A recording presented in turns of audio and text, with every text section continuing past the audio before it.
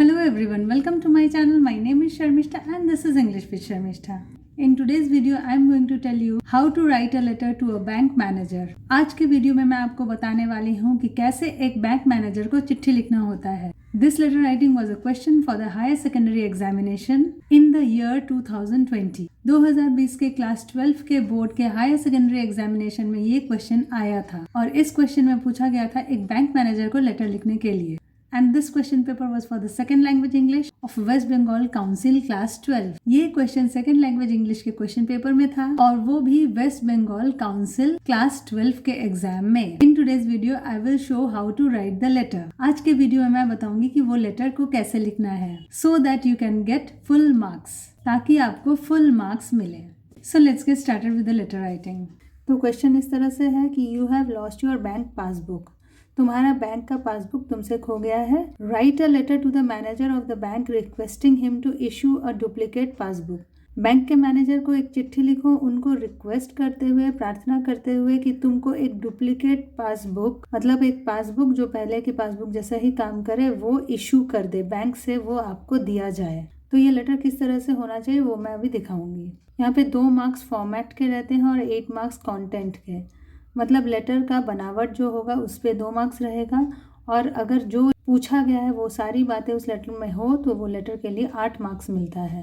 तो ये letter as a whole ऐसा दिखना चाहिए. इसके फॉर्मेट के हिसाब से पहले लिखना है to the manager, bank of India, MG road branch. तो यहाँ पे मैनेजर को चिट्ठी लिखा जा रहा है. किसी एक बैंक का नाम लिख देना है और किसी एक ब्रांच का नाम लिख देना है. उसके बाद सब्जेक्ट लिखना है, मतलब विषय क्या है चिट्ठी का. Request for issuing duplicate passbook due to the loss of the original passbook. Request मतलब प्रार्थना है. डुप्लीकेट पासबुक मतलब एक डुप्लीकेट पासबुक दिया जाए जो कि ओरिजिनल की जैसा काम करे. इशू किया जाए, दिया जाए. ड्यू टू मतलब कारण से, क्या कारण है. Loss of the original passbook, जो बैंक का ओरिजिनल पासबुक था वो खो गया है उसकी वजह से. तो ये जो सब्जेक्ट है ये आपको क्वेश्चन में से ही मिल जाएगा. सर या मैडम आप जानते नहीं हैं मैक्सिमम टाइम्स कि बैंक के मैनेजर कौन है, सर है कि मैडम है. उसके बाद आप लिखते हैं most respectfully I state that I am Pradeep Verma. ये एक इमेजिनरी नाम है. बहुत ही सम्मान के साथ मैं बताता हूँ कि मेरा नाम प्रदीप वर्मा है. An account holder of your bank, आपके बैंक में मेरा एक अकाउंट है. माई अकाउंट नंबर इज, एक इमेजिनरी अकाउंट नंबर लिख देना, उसमें शुरू के सारे क्रॉस रहने से भी चलेगा.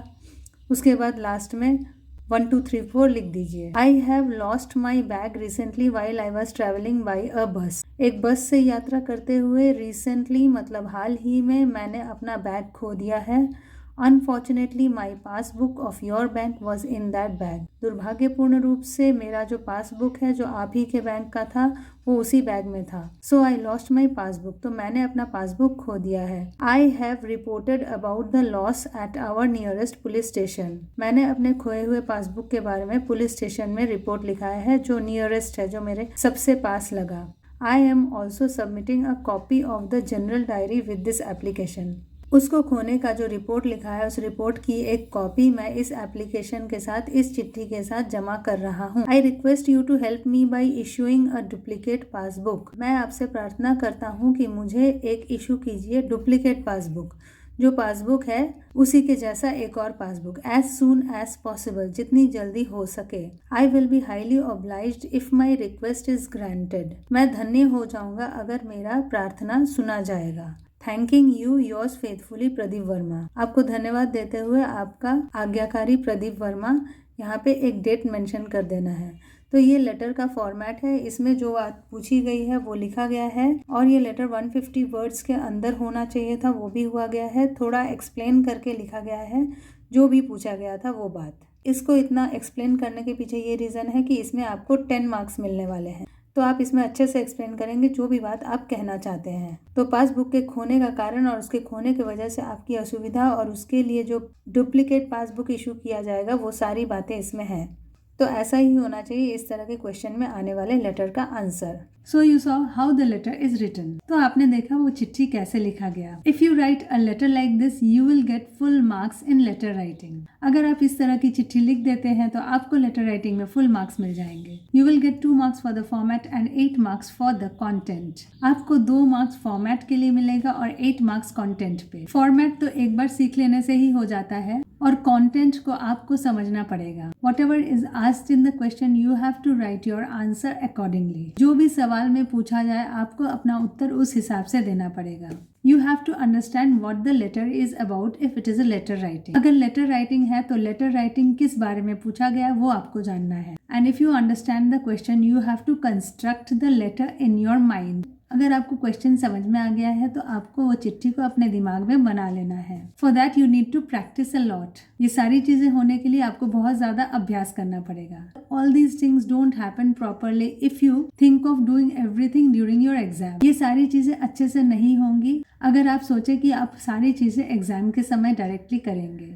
You have to practice beforehand. Exam से पहले आपको तैयारी करनी है. So that was all about my video today. आज के मेरे वीडियो के लिए इतना ही. I hope it was useful. मुझे आशा है कि ये आपको उपयोगी लगी होगी.